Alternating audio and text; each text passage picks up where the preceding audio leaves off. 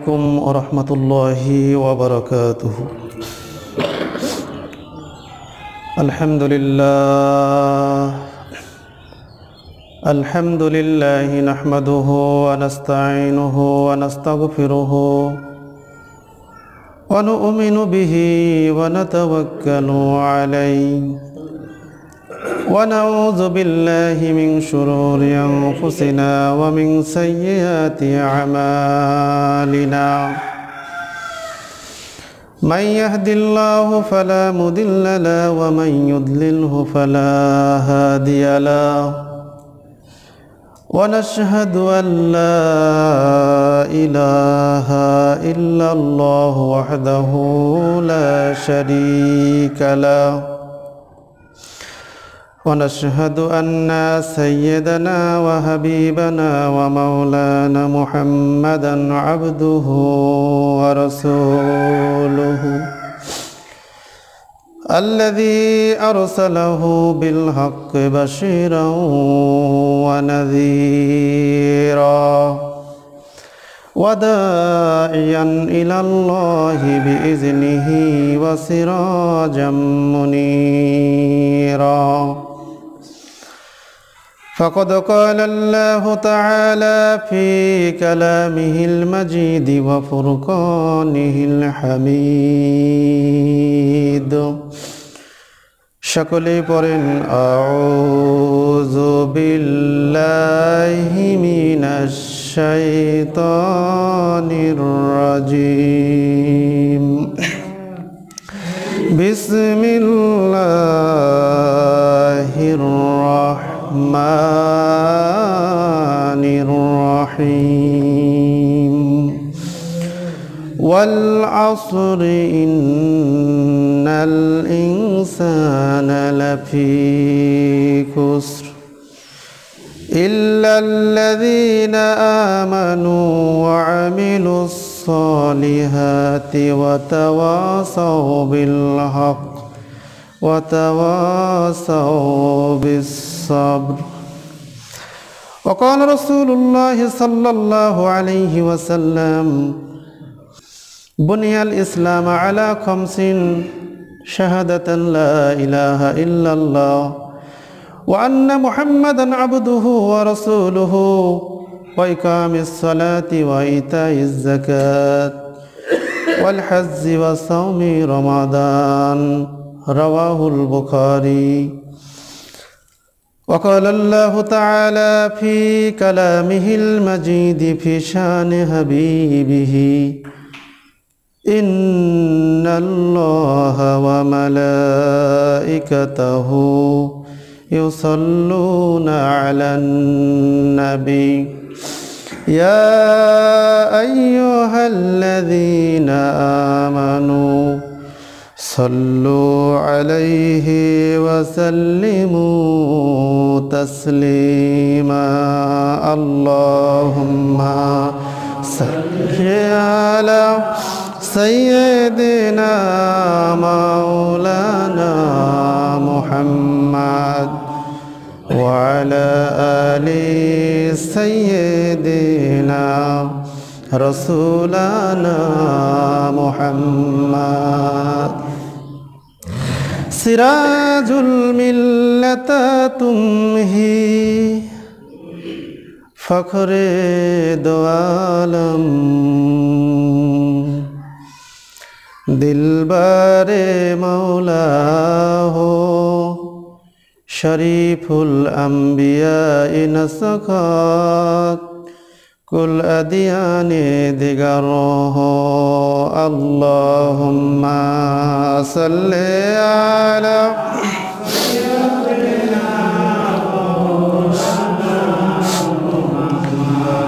वअला आलि सय्यिदिना हबीबाना मुहम्मद कदमों में मुस्तफ़ा की मेरा नजर होता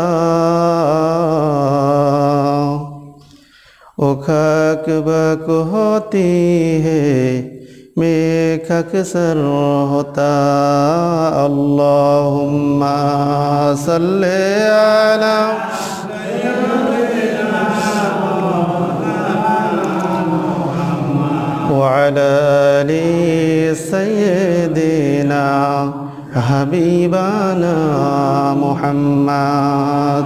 আলহামদুলিল্লাহ, প্রশংসা আদায় করছি মহান মাবুদের দরবারে যে রব্বুল ইজ্জাত ওয়াল জালাল মেহরবানি করে আমাদেরকে জুমার নামাজে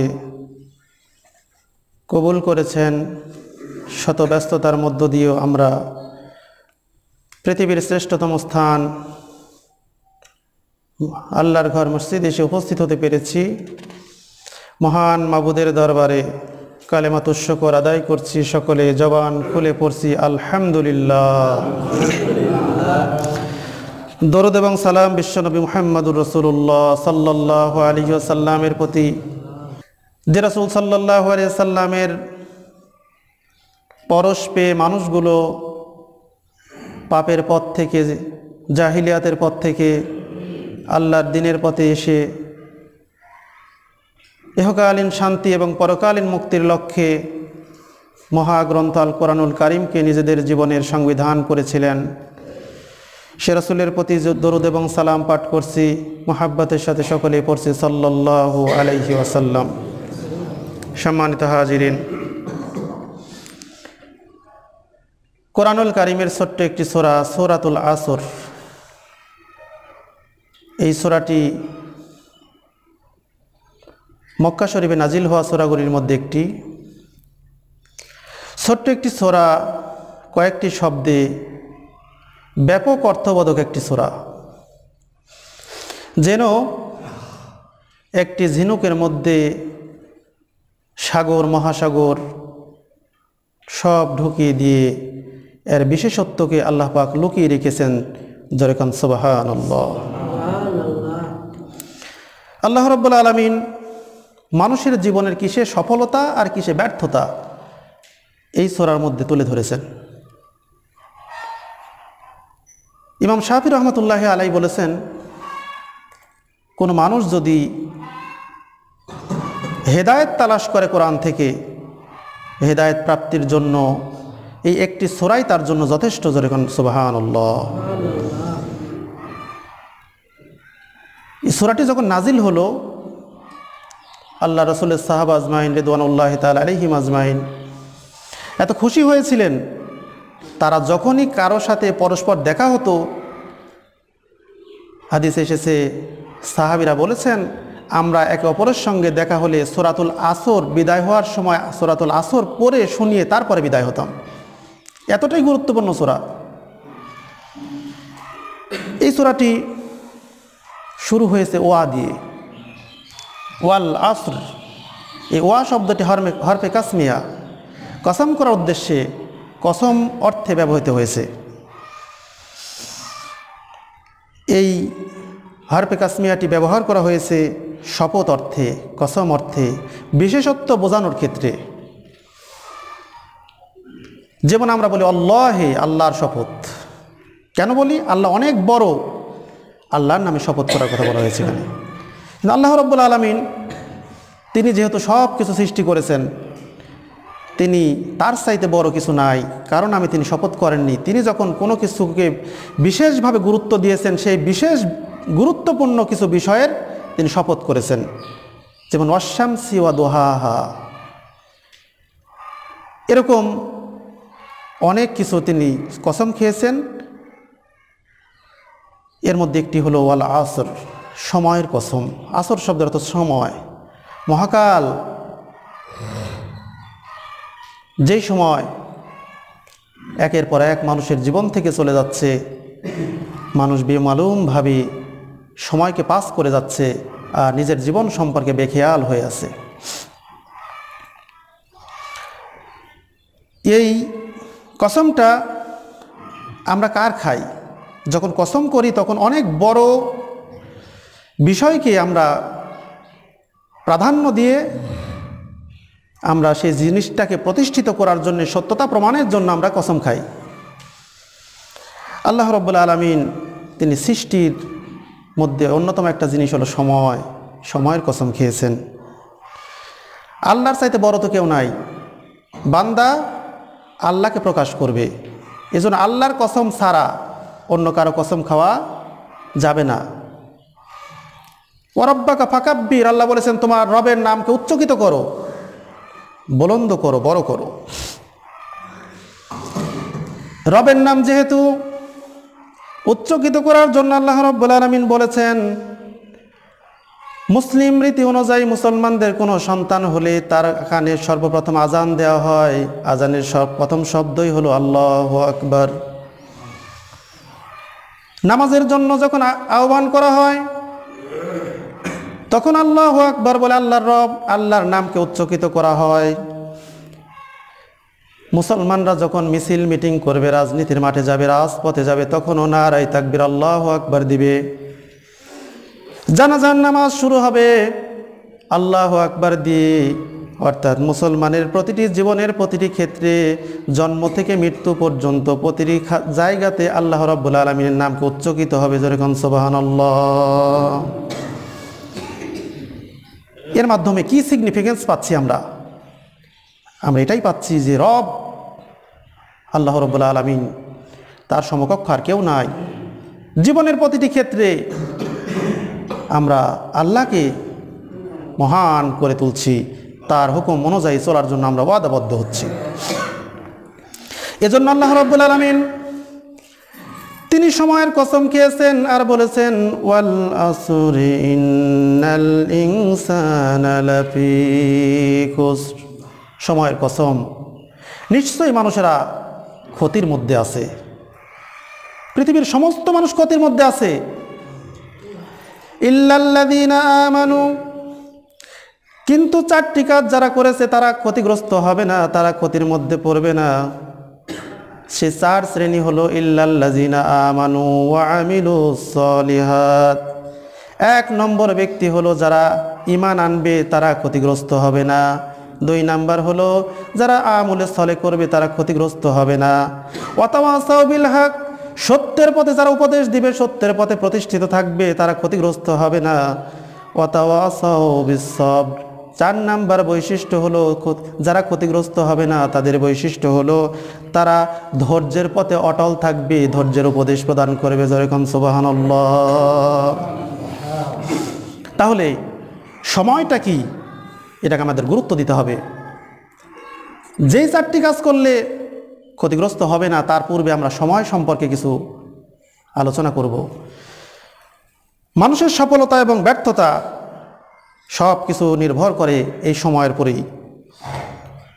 কাল চলে যাচ্ছে, জন্ম থেকে প্রতিদিন সময়টা চলে যাচ্ছে। সময়ের গুরুত্ব বোঝাতে গিয়ে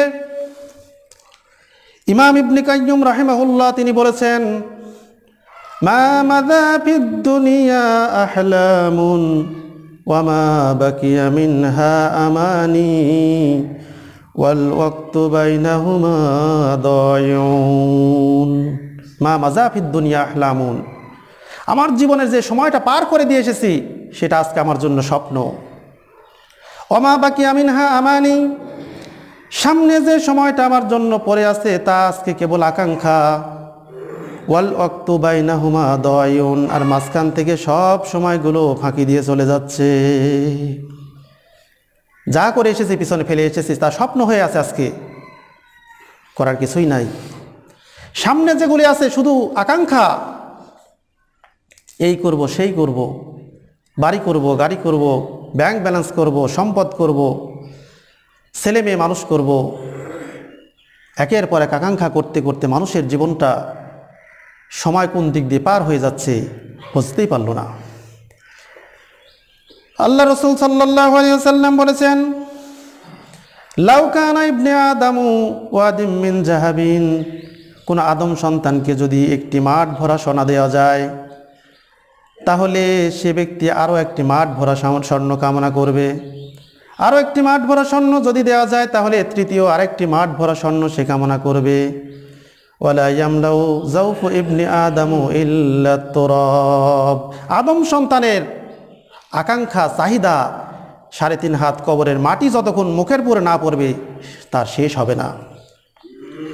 আল্লাহ রাব্বুল আলামিন বলেছেন, আলহাকুমুত তাকাসুর হাত্তা যুরতুমুল মাকাবির, মানুষের দুনিয়ার মোহ মানুষকে আকৃষ্ট করে রেখেছে, পাগল বানিয়ে রেখেছে। হাত্তা জুরতুমুল মাকাবির, যতক্ষণ পর্যন্ত কবরে না যাবে সে। কবরে যখনই যাবে আকাঙ্ক্ষা শেষ হয়ে যাবে, আর আকাঙ্ক্ষা তাকে ঘিরে ধরবে না। এজন্য যেই সময়টা ফেলে এসেছি তা আজকে স্বপ্ন হয়ে আছে, সামনে যে সময়টা পড়ে আছে সেই স্বপ্নটা সেটা আমাদের জন্য আকাঙ্ক্ষা হয়ে আছে। মাঝখান থেকে সব সময়গুলো চলে যাচ্ছে। আল্লাহ রাসূল বলেছেন, এই মানুষগুলো যেভাবে যদি কোনো মানুষ নদীর পানিকে দুই হাতে খামচে ধরলে যেভাবে পানিগুলো মানুষের হাতের আঙ্গুলগুলোকে খেয়ানত করে চলে যায়, দুনিয়া যে ব্যক্তি চায় তার জন্য দুনিয়া তাকে সেইভাবে ফাঁকি দিয়ে চলে যায়, কোনোই কাজে আসে না তার। মানুষের জন্য প্রতিটি সময় গুরুত্বপূর্ণ। ভ্যালু অফ টাইম, সময়ের মর্যাদা মানুষ দিচ্ছে না। আপনার বাড়ির ঘড়ির দেওয়ালে যে ঘড়িটি টাঙানো আছে, 1 সেকেন্ড 2 সেকেন্ড করে, 1 মিনিট 2 মিনিট করে যখন একটি ঘন্টা পার হয়ে যায়, ঢং করে একটা আওয়াজ দিয়ে ঘড়ি জানিয়ে দেয় বাড়ির মালিক, তোমার জীবন থেকে 1 ঘন্টা আমি মাইনাস করে দিলাম। এভাবে দিন যায়, সপ্তাহ যায়, মাস যায়, বছর যায়, একটি একটি করে বছর যেতে যেতে যারা বয়সের প্রান্তে এসে পৌঁছে গেছেন, 40, 50, 60 বছর পার করে দিয়েছেন, আপনার জীবন থেকে এই সময়গুলি আর কখনো পাবেন না। সময় তো চলে যাবে, কারোর জন্য সময় অপেক্ষা করবে না, সময় কাউকে ছাড় দেবে না। সুতরাং জীবনটাকে এর মধ্যে গঠন করতে হবে। কবি কি সুন্দর করে বলেছেন, প্রথমে যেদিন তুমি এসেছিলে ভবে, তুমি শুধু কেঁদেছিলে, হেসেছিল সবে, এমন জীবন করিবে গঠন, মরণে হাসিবে তুমি, কাঁদিবে ভুবন। সন্তান যখন জন্মগ্রহণ করে চিৎকার করে কান্নাকাটি করে, ওই সন্তানের আগমনী বার্তা দিয়ে পিতামাতা আত্মীয় স্বজন যারা থাকে তারা সন্তান হয়েছে এই খুশির খবর শুনে চারিদিকে মিষ্টি বিতরণ করে, আজানের ব্যবস্থা করে, উৎসব করে। এই মানুষটা আস্তে আস্তে বড় হয়, জীবনটা যদি এমনভাবে গঠন করতে পারে, তার জীবনটা যদি কল্যাণের পথে কেটে যায়, আল্লাহর বিধান নির্দেশিত পথে কাটে, রাসূলের শেখানো তরিকা অনুযায়ী, পথ অনুযায়ী যদি চলে, কোরআন এবং হাদিস অনুযায়ী যদি জীবন যাপন করে মানুষটা জীবন কাটিয়ে দিতে পারে, যেদিন মৃত্যুবরণ করবে সেদিন পৃথিবীবাসী তার জন্য কাঁদবে, আর সে হাসতে হাসতে আল্লাহর জান্নাতে চলে যাবে। জোরে কোন সুবহানাল্লাহ। আল্লাহ রাব্বুল আলামিন বলছেন, ইন্নাল্লাযীনা ক্বালু রাব্বুনাল্লাহু সুম্মা ইসতাকামু তাতানাজ্জালু আলাইহিমুল মালাইকাতু আল্লা তাখাফু ওয়া লা তাহজানু ওয়াবশিরু বিল জান্নাতিল্লাতী কুনতুম তুআদুন। জোরে কোন আল্লাহু আকবার। আল্লাহ রাব্বুল আলামিন বলছেন, ইন্নাল্লাযীনা ক্বালু রাব্বুনাল্লাহ, যেই ব্যক্তি ঈমান আনলো, বলল আল্লাহ আমার রব, সুম্মা ইসতাকামু, অতঃপর সেই ঈমানের পরে কালেমার পরে টিকে থাকলো, অটল থাকলো, বিপদ মুসিবত আসলো, সম্পদের ক্ষতি হয়ে গেল, ভয় ভীতি আসলো, অনেক রকমের বাধা বিক্ষুব্ধ পার দিয়ে মামলা হামলা পর্যন্ত যদি আসে, ঈমান টিকিয়ে রাখতে গিয়ে তবুও স্বীকার করলো, জেলের ভাত খেলো, এরপরেও যদি সে টিকে থাকতে পারে, ফাঁসির কাস্টে গিয়ে যদি জীবনটা চলে যায়, তারপরেও যদি ঈমানের উপর টিকে থাকে, আল্লাহ রাব্বুল আলামিন বলছেন মৃত্যুর সময় তাতানাজ্জালু আলাইহিমুল মালাইকা, ফেরেশতা নাজিল করা হবে আকাশ থেকে তার জন্য। ফেরেশতা এসে বলবে, আল্লাহ তাখাফু ওয়া লা তাহজানু, আল্লাহর বান্দা ভয় পেও না, কোনো দুঃখ করো না। আল্লাহর দ্বীনকে মানতে গিয়ে, কোরআনকে মানতে গিয়ে, হাদিসকে মানতে গিয়ে জীবনে কোনো ভোগ বিলাসিতা করতে পারো না, জীবনের জৌলুসগুলোকে তুমি ত্যাগ করতে পেরেছো। সুতরাং আজকে তোমার জন্য আল্লাহর পক্ষ থেকে ঘোষণা, ওয়াবশিরু বিল জান্নাহ, তুমি জান্নাতের সুসংবাদ গ্রহণ করো। জোরে কোন সুবহানাল্লাহ। যেই ওয়াদা করেছেন আল্লাহ রাব্বুল আলামিন মুমিনদের জন্যই, এটি আসবে।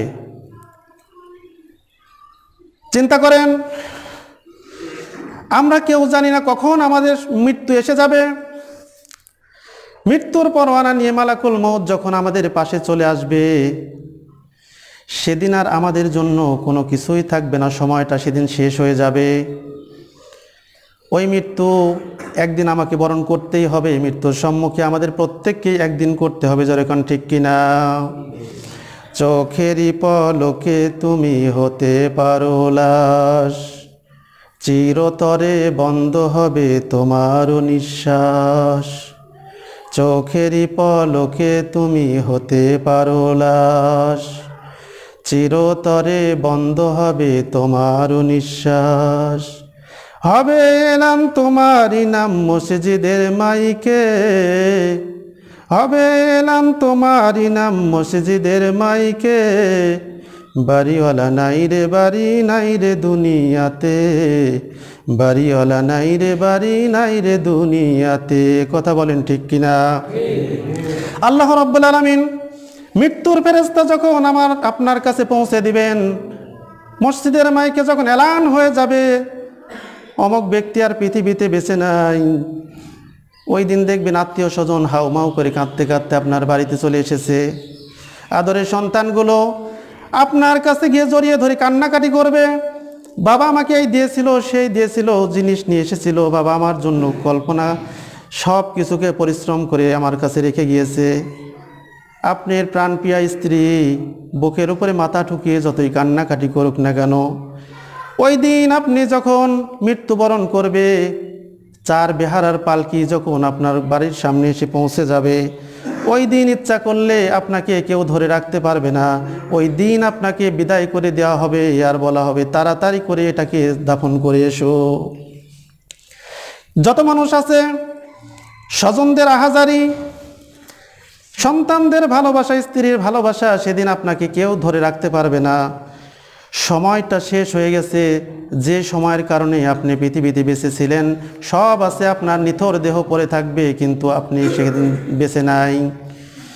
এজন্য ওই দিন আসার পূর্বে আমাদের জীবনটাকে পরিপূর্ণভাবে কাজে লাগানো দরকার। আছে কিনা? জোরে কন। আমাদের জীবনকে, আমাদের প্রতিটি সময়কে কাজে লাগাতে হবে কিনা বলেন? যদি কাজে লাগাতে হয়, কত সময় কেটে গেল চায়ের আড্ডাখানায়, কত সময় কেটে গেল গান শুনতে, সিনেমা দেখতে, নাটক থিয়েটার দেখতে, আজগবি গল্প গুজব করতে। সময়গুলিকে মূল্যায়ন করা হলো না, সময়টা মাঝখান থেকে ফাঁকি দিয়ে চলে গেল। এই সময়টা জান্নাতি যারা হবে, জান্নাতি মানুষদের কোনো দুঃখ থাকবে না, একটাই শুধু তারা আফসোস করবে, দুনিয়ার বুকে যে সময়টা আমি অযথা কাটাইছিলাম, ওই সময়টা যদি একটু সুবহানাল্লাহ, আলহামদুলিল্লাহ, লা ইলাহা ইল্লাল্লাহ, আল্লাহু আকবার জিকিরগুলো করে যদি কাটিয়ে দিতে পারতাম, আজকে যেই জান্নাত পেয়েছি আমরা, এর চাইতে জান্নাতের উচ্চ মাকাম আমাদের জন্য হয়ে যেত। বলেন সুবহানাল্লাহ। সুতরাং জীবনের প্রতিটি মুহূর্তে, দিনের প্রতিটি মুহূর্ত আমরা আমাদের ইবাদত বন্দিগি করে 5 ওয়াক্ত নামাজ পড়ব, রমজান মাসে রোজা রাখবো, হজ যাদের ফরজ হয়েছে হজ করবেন, জাকাত যাদের ফরজ হয়েছে জাকাত দিবেন। পাশাপাশি যেই সময়টাই পাবো অযথা গল্প গুজব না করে একটু সুবহানাল্লাহ, আলহামদুলিল্লাহ এটা পড়া যাবে কিনা বলেন? ইনশাআল্লাহ। এজন্য সময়ের গুরুত্ব বোঝাতে গিয়ে ইমাম রাজি রহমতুল্লাহি আলাইহি একটি গুরুত্বপূর্ণ ঘটনা তিনি নিয়ে এসেছেন। এক ব্যক্তি সূরা আসরের তাফসির পড়তেছিলেন, কিন্তু বুঝতেছেন না যে এত গুরুত্বপূর্ণ বিষয় আমার কাছে মনে হচ্ছে না, দুর্বোধ্য মনে হচ্ছে। এই ব্যক্তি পড়তেছেন, অনেক সময় ধরে পড়ার পর সূরা আসরের তাফসির তিনি বুঝতেছিলেন, কিন্তু বুঝতে পারছিলেন না। ওই বুজুর্গ ব্যক্তি বাজারে গিয়েছেন, হাটে গিয়েছেন, যাওয়ার পর হাটে গিয়ে দেখলেন কে যেন জোরে জোরে আওয়াজ করে বলতেছে, ওই ব্যক্তির উপর রহম করো যার পুঁজি গলে যায়, ওই ব্যক্তির উপর রহম করো যার পুঁজি গলে যায়। বুজুর্গ ব্যক্তি লোকটির কাছে গেলেন, গিয়ে দেখলেন একজন বরফ বিক্রেতা এরকম করে ডাকতেছেন। তিনি বুঝতে পারলেন বরফ বিক্রেতার সমস্ত পুঁজিগুলো বরফের মধ্যে ইনভেস্ট করেছেন। বরফগুলো সময় থাকতে, জমাট বাঁধা থাকতেই যদি বিক্রি না হয়, গলে যদি পানি হয়ে যায়, তাহলে কেউ বরফ কিনবে কিনা? পানি হওয়ার আগেই যেন বরফগুলো মানুষেরা কিনে নিয়ে যায়। এজন্য লোকটা বলতেছে, ওই ব্যক্তির উপর রহম করো যার পুঁজি গলে যায়, কারণ বরফটা তো রোদে তাপ বাড়লে আস্তে আস্তে গলা শুরু হয়ে যাবে। বুজুর্গ ব্যক্তি আল্লাহু আকবার বলে সিজদায় পড়ে গেলেন। তিনি বলছেন, এই বরফ বিক্রেতার বরফ বিক্রির এই কথার মাধ্যম দিয়ে আমি সূরা আসরের তাফসীর বুঝে ফেলেছি। জোরে কোন সুবহানাল্লাহ। তিনি বুঝতে পারলেন এই বরফওয়ালার যেমন একটা পুঁজি আছে, গলে যাওয়ার পূর্বে তিনি বিক্রি করে পুঁজি তুলতে চাচ্ছেন। আমারও তো একটা পুঁজি আছে, সেই পুঁজিটার নাম হলো হায়াত। একটা ঘন্টা করে করে প্রতিটি মুহূর্তে আমার হায়াতটা চলে যাচ্ছে। এই হায়াত যদি আমার জীবন থেকে ফুরিয়ে যায়, তাহলে আমার আমলটা করার মতো আর কোনো সুযোগ আমরা পাবো না। আর পাবো? পরীক্ষার্থী যখন পরীক্ষার হলে যায়, 3 ঘন্টা সময় দিয়ে তাকে পরীক্ষার হলে ঢুকিয়ে দেওয়া হয়। আমরা যখন পরীক্ষা নিই কলেজে, কোনো ছাত্র যদি পরীক্ষার হলে প্রশ্নের উত্তর না লিখে যদি আনমনা হয়ে বসে থাকে, 3টি ঘন্টা পার হয়ে গেলে সে যতই রিকোয়েস্ট করুক না কেন, তাকে কি আর সময় দেওয়া হয়? তাকে সময় দেওয়া হবে না। যখন তার রেজাল্ট বাড়াবে, সকলেই যখন যারা ভালো লিখেছিল ওই 3 ঘন্টা সময়কে ভালোভাবে কাজে লাগিয়েছিল, ভালো লিখেছিল, যখন পরীক্ষার রেজাল্ট বের হবে তখন যারা ভালো লিখেছিল তারা A+ পাবে, গোল্ডেন প্লাস পাবে। এই রেজাল্টগুলো দেখে তারা উল্লাস করবে, মিষ্টি বিতরণ করবে, আত্মীয় স্বজনের বাড়িতে দেখা করতে যাবে। আর যেই ছাত্রটা আনমনা হয়ে বসেছিল, গাফিলতি করেছে, পরীক্ষার হলে ভালো লেখে নাই, ক্লাসে ভালো পড়াশোনা করে নাই, ও গালে হাত দিয়ে কাঁদতে থাকবে আর আফসোস করতে থাকবে, কেন সময়টাকে কাজে লাগাই নাই। আমাদেরও জীবনের একটা সময় দিয়েছেন আল্লাহ রাব্বুল আলামিন। আর আল্লাহ বলেছেন, আল্লাযী খালাকাল মাউতা ওয়াল হায়াতা লিয়াবলুয়াকুম আইয়ুকুম আহসানু আমালা ওয়া হুয়াল আজিজুল গফুর। জোরে কোন আল্লাহু আকবার। আল্লাহ বলেছেন, আল্লাযী খালাকাল মাউতা ওয়াল হায়াতা, আল্লাহ রাব্বুল আলামিন তিনি তোমাদেরকে মৃত্যু সৃষ্টি করেছেন তোমাদের জন্য, ওয়াল হায়াত, এরপর তোমাদেরকে একটা হায়াত দিয়েছেন, জীবন দিয়েছেন। কেন দিয়েছেন? লিয়াবলুয়াকুম, তিনি পরীক্ষা করতে চান তোমাদেরকে। আইয়ুকুম আহসানু আমালা, তোমাদের জীবনের সুন্দর কাজ কে করতে পারো, ভালো কাজ কে করতে পারো, আমলে চলে কত সুন্দর কোয়ালিটির তোমরা আমল করতে পারো। আল্লাহ বলেন নাই যে আকসারু আমালা, বেশি আমল করতে হবে, এটা বলেন নাই। যতটুকুন কাজ করব, যতটুকুন আমল করব, এই আমলগুলো আমাদের হতে হবে পিওর। এই আমলগুলি হতে হবে আমাদের আল্লাহকে খুশি করার জন্য, আমলগুলি হতে হবে আল্লাহ রাসূলের পদ্ধতিতে। সুতরাং আমল যদি আমাদেরকে ভালো না হয়, তাহলে আমরা এই সময়টা আমাদের কাছ থেকে চলে যাবে, কিন্তু আমরা ব্যর্থ হয়ে যাব। আমাদের কবরে যখন চলে যাব আর কোনো কিছুই থাকবে না। আল্লাহ রাসূল সাল্লাল্লাহু আলাইহি সাল্লাম বলেছেন, ইযা মাতাল ইনসানু ইনকাতা আনহু আমালুহু, যখন কোনো মানুষ মারা যায় তখন তার আমলটা বন্ধ হয়ে যায়। ইল্লা মিন সালাসাতিন, কিন্তু 3টি জিনিস তখনও জারি থেকে যায়।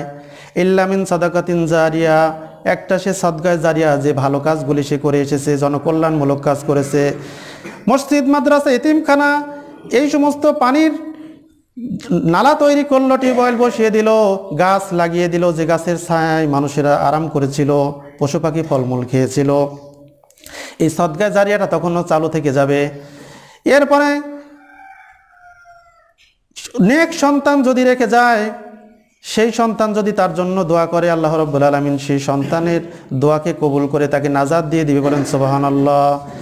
এরপরে যদি এমন কোনো এলেম রেখে যায়, পৃথিবীর বুকে ওয়াজ করে গেল, ওয়াজগুলি রেকর্ডিং থাকছে, অনেকে মারা গেছে, অনেক বক্তা মারা গেছে, যাদের ওয়াজগুলো এখনও মানুষ শুনতেছে। এখন যে কাজগুলো করে গেল, বই লিখে গেল, তারপরে তার এলেমটা এমন কিছু শিক্ষা দিয়ে গেল যেগুলো আমল চলতেই থাকবে, এই ব্যক্তি আমল করলে যে সওয়াব পাবে, কবরে শুয়ে শুয়ে আমল, ওই যে শিখিয়েছে সেই এলেম অর্জনকারী সেই ব্যক্তি কি সেই সওয়াব পেয়ে যাবে, বলেন সুবহানাল্লাহ। এজন্য আমল যার যত ভালো হবে, কিয়ামতের দিন তার তত সম্মান বৃদ্ধি পেয়ে যাবে, সে তত বেশি হবে।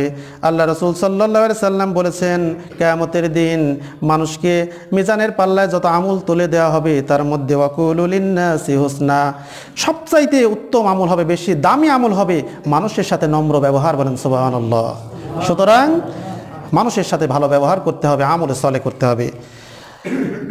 ওয়াল আসরি ইন্নাল ইনসানা লাফি খুসর, আল্লাহ বলেছেন সমস্ত মানুষ ক্ষতির মধ্যে আছে।